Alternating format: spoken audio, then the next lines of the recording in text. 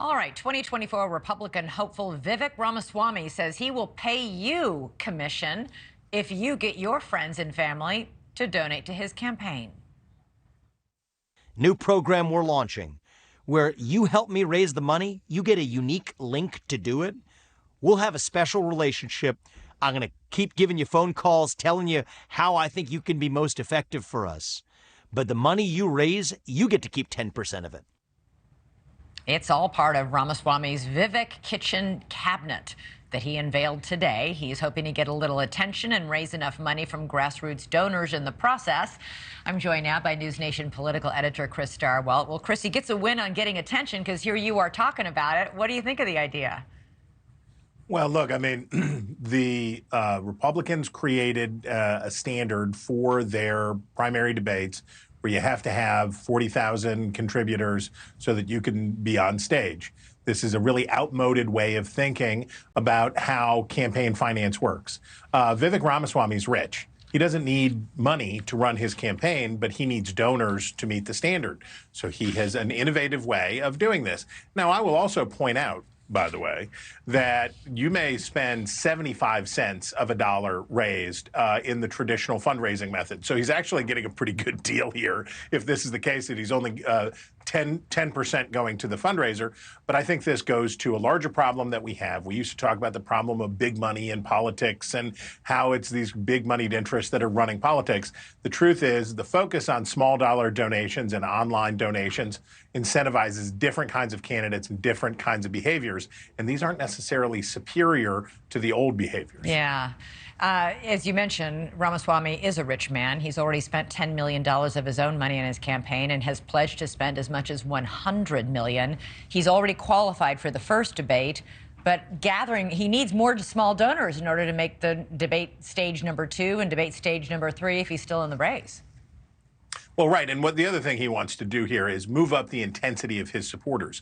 He's got a relatively small number, but if he can make them activated and he can make them feel part of who he is and they can go out and proselytize for him, then he not only makes the debate stage, but he hopes can be in the mix and be in the discussion going forward.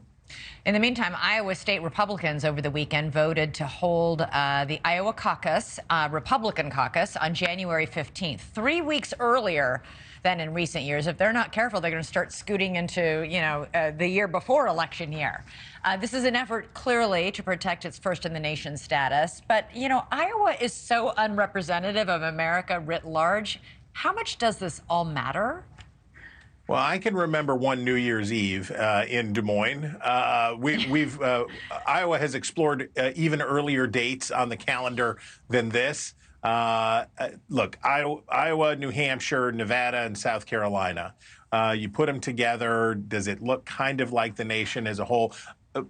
It could be any 4 states. It could be any 4 places, because the point here is to make them go through these motions, to go try it someplace small, see how they do. What works out really interestingly this year because of where Iowa is. So you're going to have Iowa, then you'll have New Hampshire a week and a day later. You'll have Nevada in between, but there's a long gap until the end of February when South Carolina kicks in, and then right after that, Super Tuesday with more than a third of the delegates. So what we're going to see, what you and I are going to get to cover, which is going to be really interesting, is you're going to have these first 3 states go, these first 2 really go. You have these early contests, then there'll be a long period where the field will change dramatically based on what happens in Iowa and New Hampshire as people roar into South Carolina and Super Tuesday. It's going to take a long time to get started. The race will reset. They'll have a few weeks where it will be in this new mode, and then it'll be over just like that. Yeah, wow. Okay, switching gears, different subject. Governor Ron DeSantis was on Fox News over the weekend and explained that his still solid but still distant second place behind former President Donald Trump is because the media doesn't want him to win. I just want to get your take on that argument of his.